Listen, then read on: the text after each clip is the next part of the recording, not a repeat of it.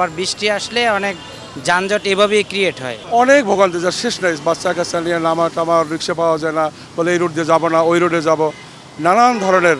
জ্যামজট বলতে জ্যামজট তো আসলে মানে বাস যারা চালায় তারাই তো লাগায়। হ্যাঁ, তীব্র জ্যামজট থাকে। আমিও সাধারণত হচ্ছে ওই আমিন বাজার থেকে আসি, তো ওইখান থেকে মাজার রোড প্লাস হচ্ছে টেকনিক্যাল মোড়ে একটা সবসময় সিগন্যাল পড়ে, তো বৃষ্টিতে একটু বেশি হয়।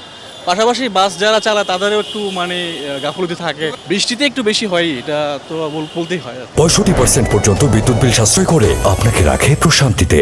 ওয়ালটন ফ্যান হাওয়া বদলে দেয়।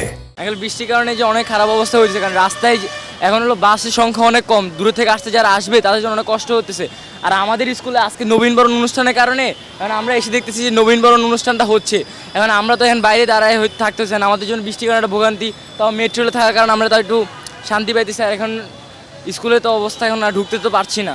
আর এখানে হলো রাস্তায় এখন আমার অনেক বন্ধু বান্ধব তারা আসে না, তারাও জানে না, মানে আবার মাত্র স্কুলে এসে দেখলাম যানজট রাস্তা আঙ্কেল। এখন হলো গাড়ি ঘোড়া তো কম, সেই সময় মানে গাড়ি ঘোড়া কম, রাস্তা যানজট নাই, তবে হলো মানুষের সংখ্যা নাই।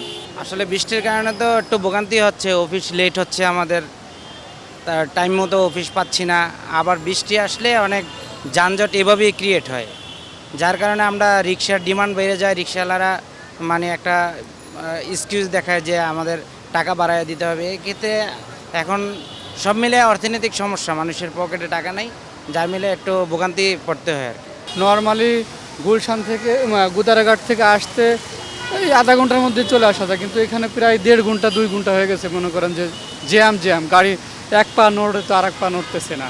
যে সড়ক ব্যবস্থাপনা যারা নিয়োজিত, এই লোকগুলো যদি সঠিকভাবে কাজকর্ম করতো বা খোরাখুরি বা বিভিন্ন সময়, যেমন আপনি মেন রাস্তার এখন যতটুকু আছে, কিন্তু আপনি একটু পাশে গলি জানি যে আমি গলিতে আসছি, ওই যে আগের সরকার আগেলে যে ড্রেনগুলো করছিল, সেই ড্রেনগুলো কিন্তু এখন ওই অব্যবস্থাপনার মধ্যে পড়ে রয়েছে, কেউ দেখার নাই, সেই কাউন্সিলর নাই, অনেক ভোগান্তি যা শেষ নাই। বাচ্চা কাচ্চা নিয়ে নামা টামা, রিক্সা পাওয়া যায় না, বলে এই রুট দিয়ে যাবো না ওই রুটে যাব, নানান ধরনের।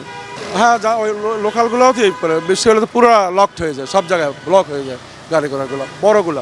আর ছোটোগুলো যাবেই না, এই পর্যন্ত পানি থাকে, হাঁটু পরিমাণ পানি থাকে, তখন মানুষ কোথাও যেতে পারে না, বাচ্চারা স্কুল যেতে পারে, মহিলারা যেতে পারে না, নানান সংকটের মধ্যে পড়তে হয়।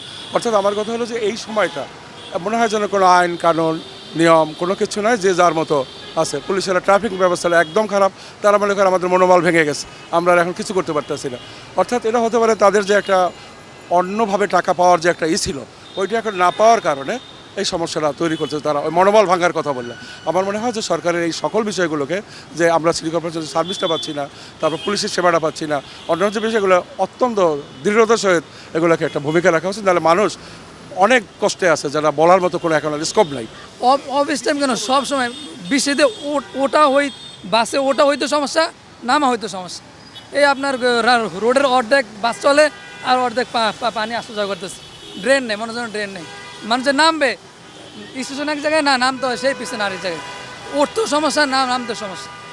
এই মিরপুর 10-এ আপনি গেলে দেখবেন যে পানি 4 রাস্তার মোড় হইতে এই পাশে ওই পাশ জোয়ারের মতো আসা যাওয়া করতেছে। এই হলো অবস্থা। এই আসছি মিরপুর 10-এর ওই পাশে নামছি, পানি দেন এই পাশে পার হয়ে এই যে আমার জুতা পুরোপুরি মনে হয় যেন আমার জুতার ভিতরে মানে পানি।